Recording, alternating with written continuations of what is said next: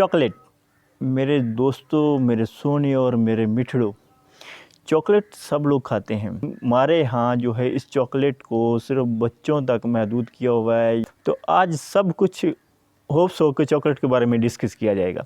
लेकिन वीडियो पर जाने से पहले अगर अभी तक आप लोगों ने हमारे चैनल को सब्सक्राइब नहीं किया तो मेरे दोस्तों, मेरे सज्जनों और मेरे मिठड़ों, हमारे चैनल को सब्सक्राइब कीजिए ताकि हमारी हर इस तरह की इंफॉर्मेटिव वीडियो आप देख सकें। कोको की फलियाँ या कोको बीन्स, अब उन बीन्स के अंदर से एक लिक्विड फ्लूइड निकलता है जिसको बोलते हैं कोको फ्लूइड या कोको लिक्विड। तो इसको मुख्तलिफ प्रोसेस से आगे गुजार के चॉकलेट तैयार की जाती है। तो सबसे पहले वहाँ पे चॉकलेट इस तरह लोग इस्तेमाल करते रहे, लेकिन मज़े की और इंटरेस्टिंग बात यह है कि इस कोको की बीन्स को करेंसी के तौर पे भी इस्तेमाल किया जाता रहा। और इस कोको बीन्स को, या अगर हम चॉकलेट की बात करें तो चॉकलेट को हर दौर में ही इस्तेमाल किया जाता रहा है, चाहे जिस वे में मर्ज़ी किया जाता रहा हो। कुछ लोग जो है वो ऐसे रा फलियाँ भी खा जाते थे कोको बीन्स की, लेकिन वक्त गुजरता गया कोको और इससे कंपनियां जो है यूरोपियन यूनियन की और अमेरिका की इस तरह की कंपनियां वजूद में आती गई और उन्होंने मुख्तलिफ प्रोसेस, मुख्तलिफ टेक्निक्स इस्तेमाल करते हुए, टूल्स इस्तेमाल करते हुए जो कोको बीन्स का लिक्विड था, जो फ्लूइड था, उसको हमें रा की शक्ल में, एक चॉकलेट की शक्ल में हमें पैक करके भेज दिया। तो अब बात है ये जनाब कोको बीन्स की।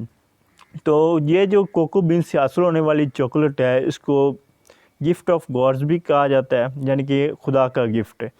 और इसके अलावा इसको जनाब ये ड्रग लव कहा जाता है, लव की एक ड्रग कहा जाता है, क्योंकि अगर आप चॉकलेट खाते हैं तो कहा यह जाता है कि इससे आपका मूड अच्छा होता है, आप में लव जन्म लेता है, प्यार जन्म लेता है, मोहब्बत आती है। तो उसके साथ साथ इसी कोको बीन्स को अगर लैटिन वर्ड में कहा जाए या किसी और ज़बान में तर्जमा किया जाए तो लोग इसको जनाब बिटर सोर या बिटर जूस या सोर जूस भी कहते रहे, यानी कि ये थोड़ा कड़वा या थोड़ा सा तिरछपन होता है।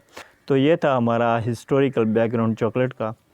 अब जनाब चॉकलेट की प्रोनंसिएशन को देख लें कि कुछ लोग अपने अपने इलाकाई ज़बान में लोग जो है इसको क्या क्या नाम देते हैं, कैसे कैसे पुकारते हैं।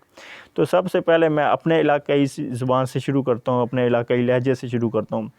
तो हमारे यहाँ ये कहा जाता है कि चॉकलेट, ठीक हो गया। और कुछ लोग इसको कहते हैं चॉकलेट। अब इसको आगे थोड़ा मज़ीद आगे पढ़ी लिखी ज़बान में अगर आप ट्रांसफ़र करते जाएं, कन्वर्ट करते जाएं तो क्या होगा, कुछ लोग जो इसका मेन वर्ड है वो क्या होगा, चॉकलेट। इसकी मेन जो एक्चुअल प्रोनाउंसिएशन है चॉकलेट, ठीक हो गया। अच्छा, अब इसको चॉकलेट भी बोल देते हैं, चॉकलेट भी बोल देते हैं, यानी कि यो एक पंजाबी में वो कहावत बनी हुई कि मैं मुड़ चॉकलेट खा दिए तो मैंने मुड़ ऐसा हो गया। यानी कि इससे ये बात भी सामने आती है कि कमज़ोर मैदे वाला बंदा, क्योंकि ये हाई प्रोटीनेशियस डाइट है, इसमें प्रोटीन बहुत ज़्यादा होती है। तो जब आप चॉकलेट खाते हैं कमज़ोर मैदे वाले अफराद तो उनको वो फूड पॉइजनिंग या डायरिया वगैरह भी हो जाता है। तो बात आगे लेके चलते हैं चॉकलेट की। चॉकलेट में क्या पाया जाता है, कार्बोहाइड्रेट्स होते हैं, फैट्स होते हैं, मिनरल्स होते हैं, प्रोटीन्स होती हैं।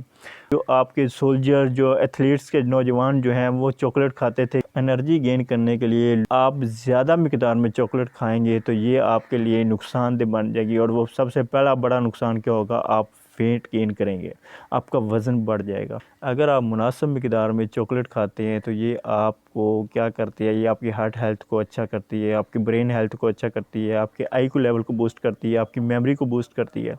डार्क चॉकलेट, ये चॉकलेट की अगर अक़साम की बात की जाए, डार्क चॉकलेट है, मिल्क चॉकलेट है और वाइट चॉकलेट है, लेकिन सबसे ज़्यादा वो अहमियत देते हैं डार्क चॉकलेट के, कि डार्क चॉकलेट जो है वो आपके एसोसिएट करती है IQ लेवल से। अगर आप डार्क चॉकलेट खाते हैं तो इससे आपके IQ लेवल अच्छा होता है। उसके अलावा ये आपकी डायबिटीज़ को क्योर करती है, आपके ब्लड प्रेशर को मेंटेन रखती है, और साथ साथ कैंसर के ख़िलाफ़ ये फाइट करती है, क्योंकि इसमें एंटीऑक्सीडेंट्स पाए जाते हैं, एंटी कैंसरस होती है। इसकी इकोनॉमी की वैल्यू की बात कर लें तो जनाब पूरी दुनिया की 40% बादाम जो हैं वो चॉकलेट बनाने वाली कंपनियां इस्तेमाल कर रही हैं। 40% बादाम बहुत बड़ा फिगर है। और 20% पूरी दुनिया की मूंगफली चॉकलेट बनाने वाली कंपनियां इस्तेमाल कर रही हैं। और पूरी दुनिया की 8% चीनी शुगर जो है वो चॉकलेट बनाने वाली कंपनियां इस्तेमाल कर रही हैं।